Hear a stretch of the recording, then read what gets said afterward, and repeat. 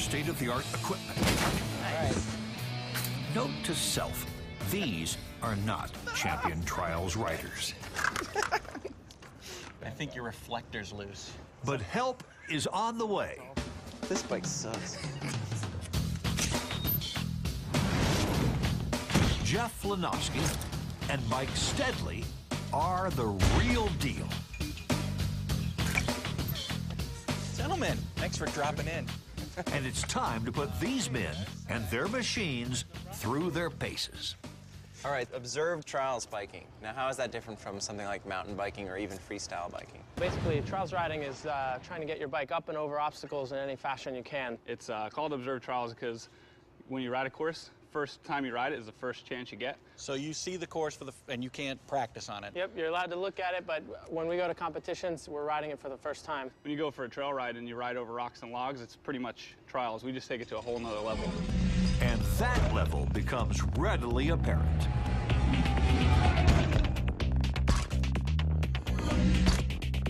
So you can ride across this rail that's not as wide as your tires. I didn't say I could, but I did say I'll try. Let's see it, buddy. Observed trials biking. Our cameras are set to capture every detail. That was awesome. I thought you were going to land on Jeff, which I thought was going to be a cool I did shot. too, which is why I lost the end of that clip there.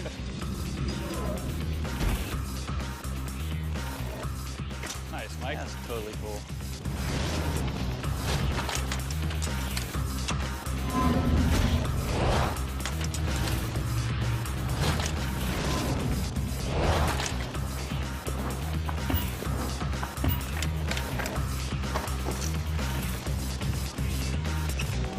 Well, okay, so we got all this stuff. Let's look at some details on high-speed video. Cool. Not even Mike or Jeff has seen themselves like this. Up close and in time warp slow-mo, we witness the method behind the magic. And we get the answer to our question. Not man, not machine, but a perfect partnership between the two. The primary thing is this pull inward that's scissoring everything up. And it makes a lot of sense why that seat has to be completely out of the way. The more out of the way, the more you can bring the bike up to your level, Bring it in, lock it in inside. place, and Yep. then kind of shimmy yourself back up. Let's watch that bunny hop one more time.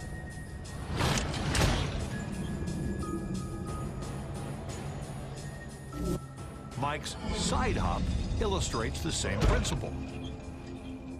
So you can see similar movement, but leaning to the left rather than pushing forward. Right. I'm just surprised, you can do a 3-foot jump where your body moves about a foot, and then you shim this entire bike 3 feet under you and kind of move yourself out of Yeah, the way. it's pretty cool to see it like that. Now, this is where our obligatory "don't try this at home" mention comes in. But unless you want to shell out a couple of grand for one of these bikes, you won't be able to try this anywhere. What's the biggest difference mechanically between the two? Basically, Mike's bike is a purpose-built trials machine. First of all, he has a rigid fork. I have a suspension fork. I tend to ride the front wheel a little bit more than you would on this bike. Yeah. This bike is real rear bias, so it's great on the back tire. Rider and machine use gravity and instinct to defy both. That was fun. All right. That's cool how that tire totally collapses on the edge. Yeah, you can see You know it it wrap does it right when around you it. see it like that. Cool, that's Oh, wow. Well, this is enough to induce bike envy in just about anyone. These are pretty impressive pieces of technology. We should maybe compare them to the bikes that we have. Yeah, let's get you on our bikes. I'd like to think that the only reason Now we go from man and machine to man versus machine. Here he comes. Oh my God, are you serious? It's maiden flight and already time for a tire change. So one tiny little hit and it's destroyed already? Yeah. That's one bike down. Can't spin the back wheel anymore. Oh. That didn't take much. Now Jeff tries his own custom bike.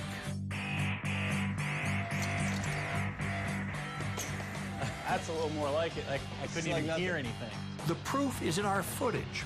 The professional bikes are lighter, stronger, and more flexible, while the regular bikes are heavier and more rigid. That was the lecture, now the lab. Here comes Mike on Matt's mass-produced prize. I think I'm gonna try to wheelie off here and we'll see how this bike holds up. Doesn't sound good. But did that just sound rough? Oh, Mike, oh my gosh. No, it was rough. That is I didn't think you'd have that much impact on that bike. A dive off a cliff on the store-bought bike is like a walk in the park on Mike's custom machine. Closing arguments? I think we got one more thing. Yeah? Put that camera down and let's see you lay right here. Yes, it's time for our traditional Torture the Host grand finale. I'd lay down flat just for your own safety. And yes, Jeff is taking this lying down. You focused and everything? I wouldn't miss this for the world. Here's an interesting point to ponder. Jeff is lying under Mike's bike, exposed Oh my goodness. and unprotected.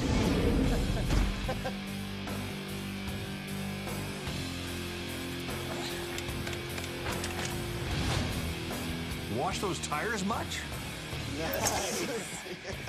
Do I have tracks on my nose now? You do.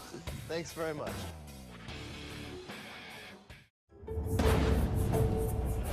So, we've seen what happens when man meets mountain bike and bike meets host. Yes. Now, it is time to see what happens when skate meets. Ice. So we packed up our gear, headed to the rink, and that's where our plans begin to, well, slide.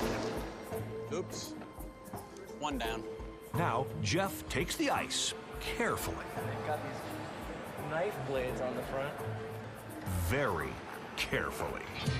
Now, you astute warpies may have noticed just how much light it takes to film our high-speed moments. A lot of cabling running all the way across the ice. So at some point today, we might see what happens when we mix electronics with ice. Our cameras need much more light than a regular TV camera to get the proper exposure. And a lot of light means a lot of heat. And when heat meets ice, you get, wait for it, water. Get that, everyone? Enough explanation. The more we blather on, the more likely we are to melt the ice. And we're on the clock now. So now we have lights, we have camera, looks like we're ready for 19-year-old Stephen Carrier, the 2007 Junior World Champion. While we struggle to remain upright, Stephen prepares to perform the scratch spin. And it's tricky. He'll have to remain in a very narrow field for our high-speed cameras. Not easy when you're spinning like a top. Action.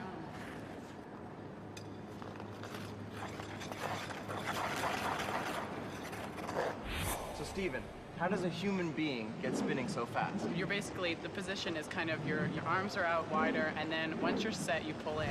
And so once you're pulling in, that's when you gain more momentum, because all of that motion is going in closer to your body, which makes anyone go faster. And we all know that angular velocity is angular momentum divided by rotational inertia. We don't all know that, but we'll go with the flow here.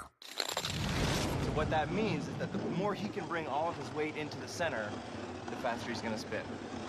I'll tell you what else is impressive is we gave you maybe a foot field of view here, and you stay in it the entire time, and you are spinning right on that axis.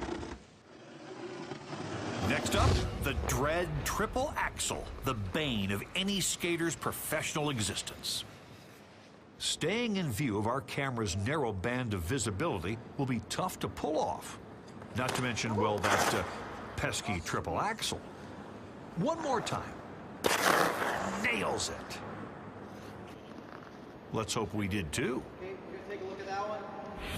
Okay, so you're really swinging your leg through this. Yeah, well, what you're really going to make sure is you're going to get that height on a jump that you're going forward. You really bring that leg back and then kick it up. So that helps you bring all of your motion up and forward into that jump. The triple axle actually requires 3.5 revolutions. That's 1, 2, 3, and a half turn to land. And the takeoff is just as remarkable. The leading toe actually points, digs, stops, and pivots before the leap begins. It's really amazing. You have all of this speed and all of this momentum has to get stopped, right? You're coming down at quite a fast speed. Watch again.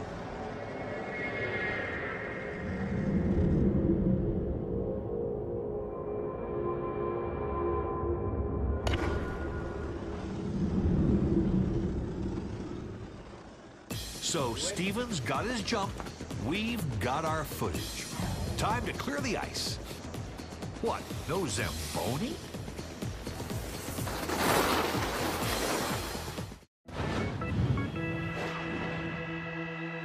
Pitchers throw fastballs nearly 100 miles an hour and toss curveballs that defy the laws of physics. They even toss breaking balls that fool the best hitters. But who needs a horsehide when you've got a playing card? You're actually known to be the Guinness World Record card thrower. Yeah, I hold the Guinness Book World Record for throwing a playing card 72 yards at 92 miles per hour. So are both of those records? Yeah. What, the speed and the distance? We brought Rick to the Time Warp Studios to demonstrate his skills, and we're starting with the basics. Please. Well, basic for him. Yeah, you can flick this. Now Rick knows when to hold them and when to fold them, not to mention flip them. All right, thanks. All right, sorry. I quit. All right, so what was this? The spring Shuffle. Spring shuffle. It's not easy. That's really cool. That is very cool. A whole interplay between friction and tension is revealed. They're building up just enough tension to overcome your fingertip and bending out. I still don't get how these came right at us. So you're just picking that corner back. What is it, latching onto your nail? Yeah, flinging it. It goes right off the fingernail. Shoots the card forward. Simple, huh? Hey. Now we know what you're thinking. Yeah, that's cool, but we expect more from Time Warp. Like somehow destroying things. It's no problem. Say no more, faithful viewer. We've got a bunch of fruits and vegetables up here on stage. You think you can cut some of those apart? Let's do it. Some lights?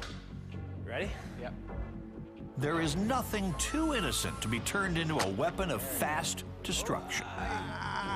Wow. We're sorry to report that foodstuffs were harmed in the making of this video. Ow! You all right? But so were members of the Time Warp crew. As for the intended target, Rick resumes the attack with relish. Man, yeah. Wow. There it is. There it is.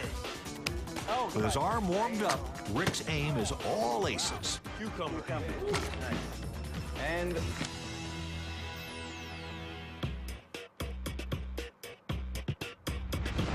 This one was particularly upsetting to me. looks like someone getting punched in the gut. Yeah, looks like that. Next, Rick Paul Bunyan's the carrot.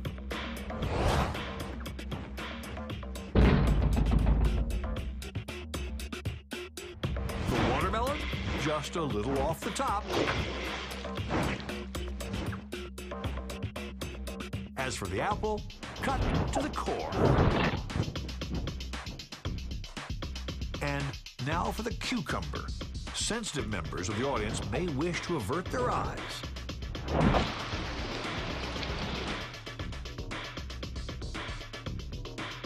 And finally, the banana split. Now, rest assured, there is scientific method to this madness. all these cuts also really illustrate the difference between force and pressure. I mean, it's really clear here that you're building a ton of stability in this. It's like almost like a gyroscope. Spin is another force in Rick's throw. Oh, look at the twist on his arm. That's a huge amount of stress. Look at that. That's amazing. Look at my fingers. Your fingers must hurt. The joints on They your do. knuckles must They do. hurt. That's what always ends up hurting after I'm done throwing. and the source of Rick's training? The only way I can figure out how to throw with force by throwing just like a baseball, but spinning the hand at the last second so I can get the velocity of the card to spin. Not just a pitch. Rick Smith Jr. throws a curveball. And it's fair to say, with great precision. Instead of coming out, the fingers would come in for a curveball. So it's everything's the same until that last, the flick. Yeah. Now for another trick with some embedded sneaky science. Oh, it's close. Rick makes a wish, Took them both out. and Oh, There it is. God. Here, very That's pretty amazing. Okay. That was awesome. Proof. Positive. Yes. You're gonna have to see. the high-speed footage is illuminating This is accuracy right here. and surprising. We're You just cutting sliced it in half. the wick in half. Wow, you can see the smoke come off immediately. Uh-huh. And the fire's following it. The flame appears to have gone out, but then it rises again. A flat spinning card doesn't produce much wind, but as this card makes contact with the candle, the impact causes a brief corrugation. And that corrugation pushes a pressure shock wave through the surrounding air. Wind. That is the coolest shot I've ever seen. We've seen what happens when a playing card is turned into a lethal weapon. Looks easy, but as is so often the case in life, looks can be deceiving. See for yourself. All right. Yeah, I'm gonna teach that you in guys how to throw a playing card. Okay, sounds great.